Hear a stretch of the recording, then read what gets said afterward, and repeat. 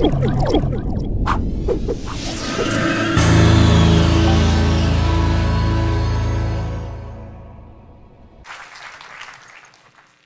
everybody. What a great crowd. So, women at the forefront.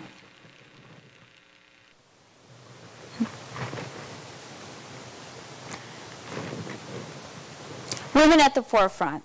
It's work that's taken me to war zones all over the world. And with this job comes certain hazards, such as being dragged by your collar to avoid a mortar, or escaping a kidnapping attempt because your local team has more firepower than they do.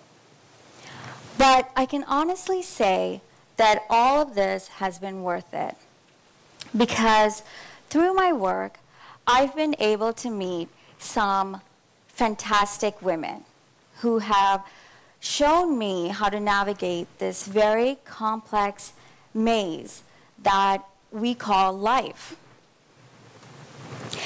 And I believe all of us know that life is full of ups and downs, right? From paying our mortgage to our tuition, or just sitting in traffic for hours, you know, waiting to get to a job that we might not even like. But can you imagine doing all of this in a war zone? I've met the women who do. They're trying to make it in life, just like all of us, but they do it under a constant and daily threat to their physical security. And it was on a trip to Afghanistan in 2006 that I met two young Afghan women who would define for me the premise of my work. And that is that regardless of where we're from, as human beings, we're not that different. However, it's our circumstances that can separate our worlds. Now, Kabul is like any other conflict zone. You know, there's poverty and a crumbling infrastructure. But I noticed that there were more women wearing burqas than not. And there was also a very noticeable segregation of the sexes. It wasn't until I went to a small photography school that I caught a glimpse of what this city used to be. And that was men and women of different backgrounds sitting side by side, learning and helping each other. And it was in this school that I met Safiya and Zora, two women who were not very similar in personality or backgrounds, but they shared a common passion for photography. They told me that during the Taliban, they were forced to quit high school.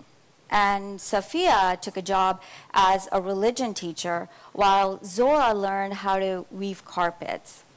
And, you know, those were the only jobs that were available to women at the time. But after 2001, and the Taliban were driven out of Kabul, they decided to go back to school, finish, and pursue this lifelong passion. They told me that it was very difficult for their parents to say yes to enrolling in the school, because after years of insecurity, they were still very protective over their kids. So they wanted me to see a different side of life, and they wanted to practice outside of the school compound that they were used to. And the campus was like any other, bustling with students, open, scenic, and we headed straight for the courtyard. True to Safiya's nature, a confident go-getter, she went right into the crowd, and Zora, the more reserved, deep-thinking writer, stuck close to me. Everything seemed fine. And then a few seconds later, I noticed that a group of male students were starting to gather around us. And I thought, okay, well, it's not a big deal.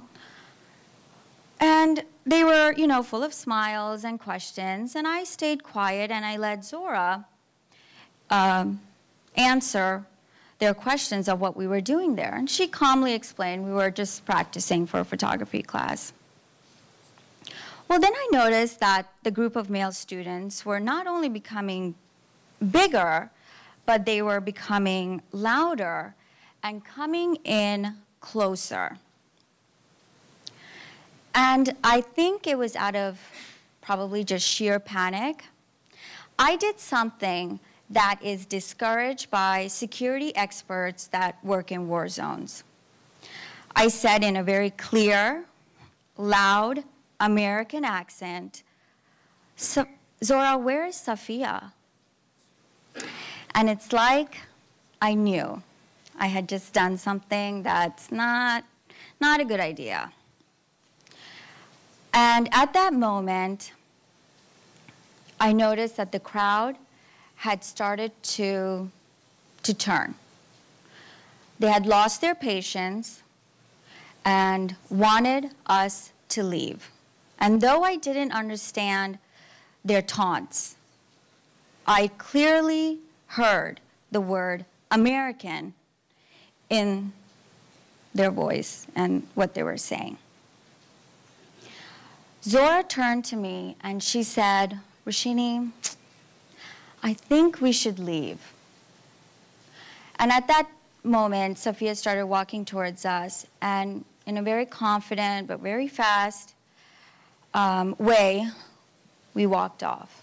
And it wasn't until we were in the safety of our cars, in our car, that Safia looked at me and she said, Roshini, this is not Afghanistan. What you saw back there were just bullies trying to intimidate us. I said, okay. But I thought to myself, we were on a campus. Isn't this the future?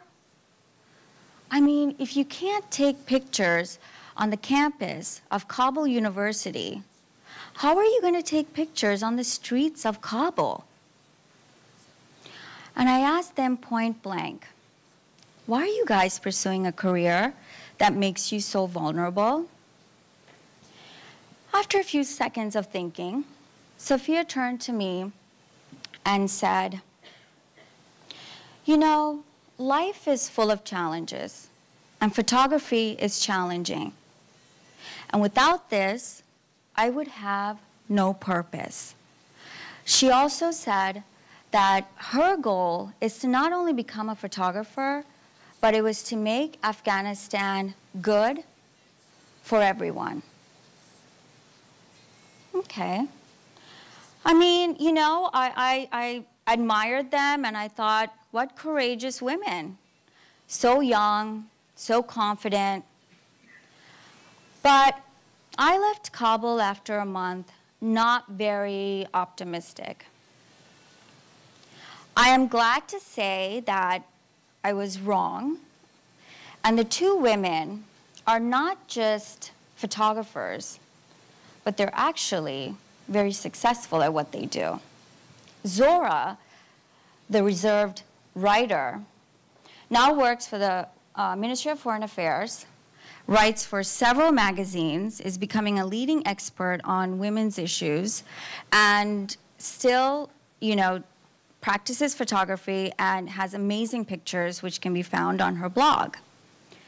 Safia is a war photographer and recently won an international award for a picture that she took of a murdered Afghan woman journalist.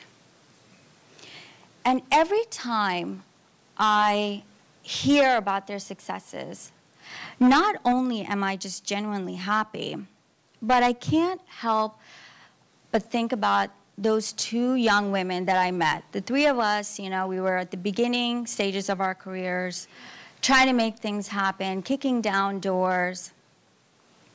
But these two women at such a young age had such a great sense of responsibility that they wanted to make Afghanistan good, not just for themselves, but for everyone.